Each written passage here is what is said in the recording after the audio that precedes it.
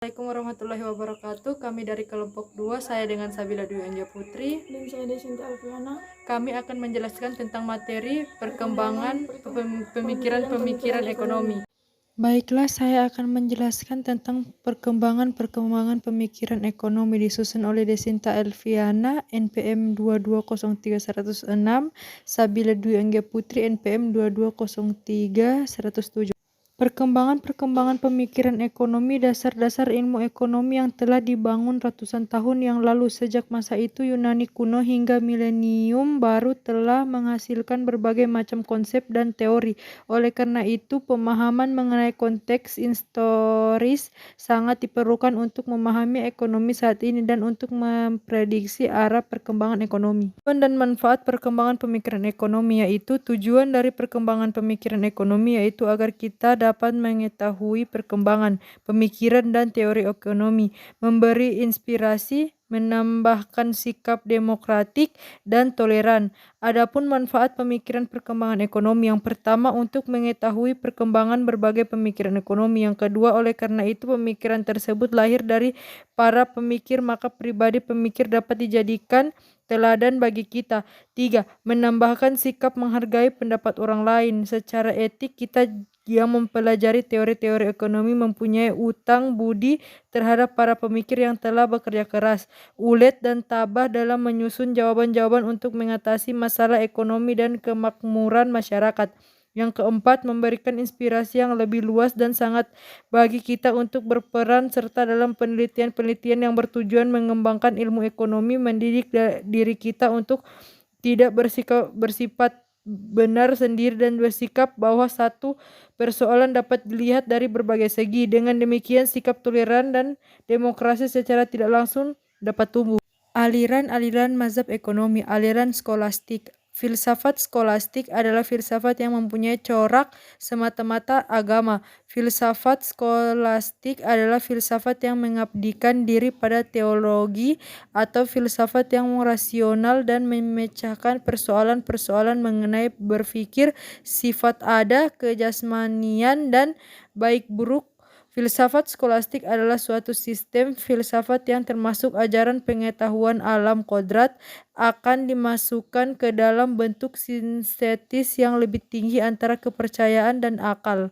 Filsafat skolastik adalah filsafat narasi Nasrani karena banyak yang dipengaruhi oleh ajaran gereja. Aliran merkantilisme. Konsep teori merkantilisme ini pertama muncul sekitar abad ke-18 dengan pahaman ekonomi yang menunjukkan kesejahteraan sebuah negara.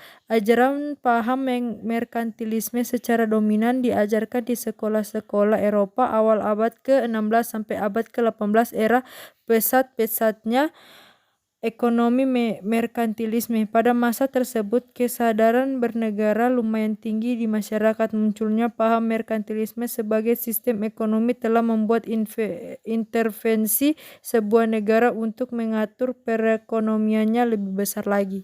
Istilah merkantilisme berasal dari kata bahasa Inggris merchant yang berarti pedagang. Artinya dalam paham teori merkantilisme, jika setiap negara ingin maju maka harus melakukan perdagangan dengan negara lainnya.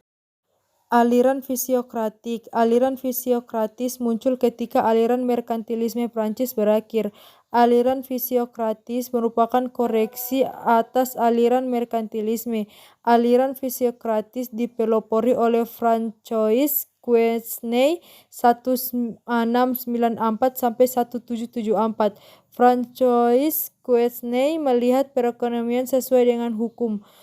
Penganut lain dari aliran fisiokratis ini adalah Dupont de François Quesnay.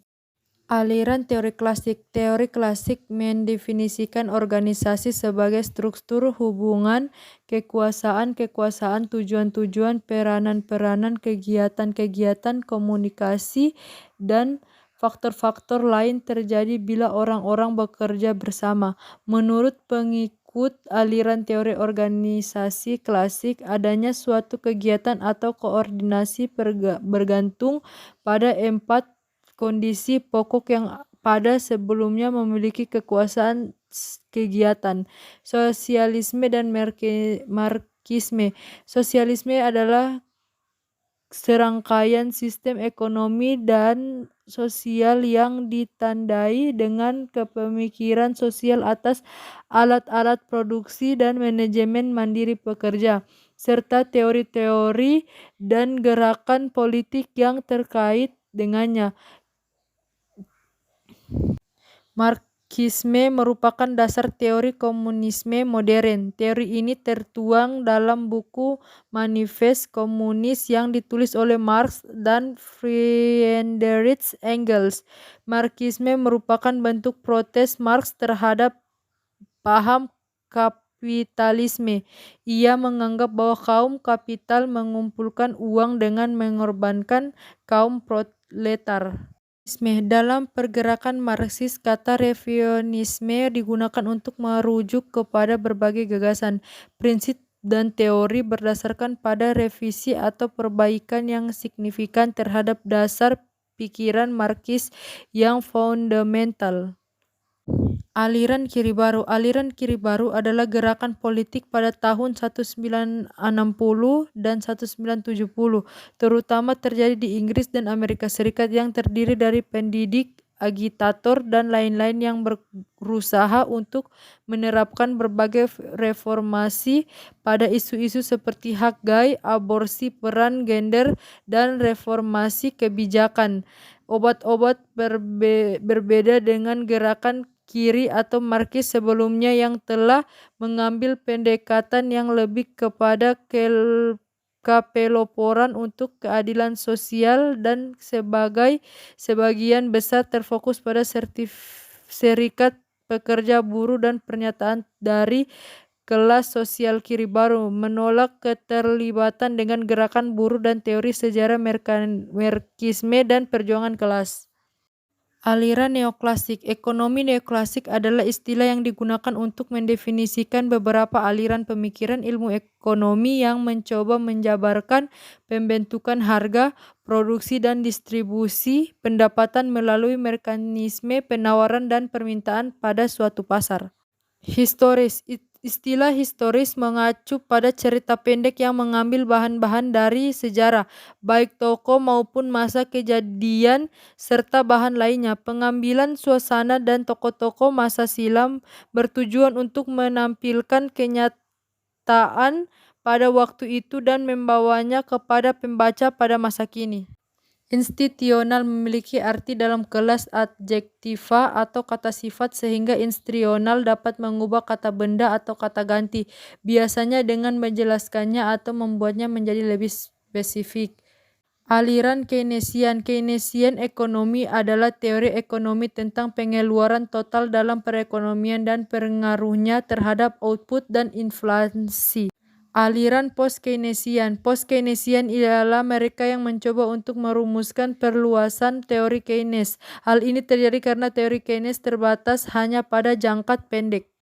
Aliran monetaris. Pokok pemikiran aliran monetarisme selama tahun 1960-an dan awal tahun 1970-an di bawah pimpinan ekonomi terkenal Milton Friedman dari Chicago University telah berkembang suatu aliran pemikiran di dalam makroekonomi yang dikenal sebagai aliran monetaris.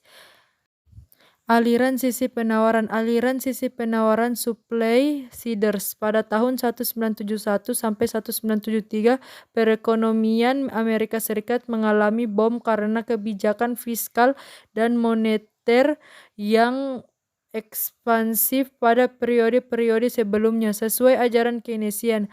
Akibat perekonomian yang memansa pada tahun 1973, harga-harga pangan dan bahan baku mulai naik, dan kebutuhan pada tahun itu juga terjadi guncangan harga minyak akibat politik embargo yang dilakukan oleh negara-negara penghasil minyak OPEC yang menghantam perekonomian Amerika Serikat. Aliran rational expectation. Dalam ekonomi, harapan nasional adalah model harapan yang konsisten dalam bahwa agen di dalam model diasumsikan untuk model, dan rata-rata pengambilan prediksi mode sebagai satu harapan rasional memastikan konsistensi internal dalam model prediksi nilai masa depan dengan variabel yang relevan secara ekonomi dari model diasumsikan sama dengan para pembuat keputusan dalam model. Asumsi harapan rasional digunakan terutama dalam banyak model merekonomi saat ini mempelajari keputusan di bawah ketidakpastian dan selama banyak periode. Harapan perusahaan, perorangan, dan lembaga pemerintah tentang kondisi ekonomi di masa depan adalah bagian yang sangat penting dari model itu. Untuk mengasumsikan rasional harapan adalah berasumsi bahwa harapan agen mungkin salah, tetapi benar rata-rata dari waktu ke waktu. Dengan kata lain, meskipun masa depan tidak sepenuhnya dapat diprediksi, harapan para agen diasumsikan untuk tidak secara sistematis dan secara kolektif ekonomi. Selesai sudah presentasi kelompok kami hari ini, seperti kamu dan dia yang selesai tanpa pernah dimulai. Jika ada kekurangan mohon maaf karena yang lebih hanya perasaanku kepada dia. Sekian yang bisa saya sampaikan, saya pamit undur diri karena kalau maju dia temu peka. Terima kasih.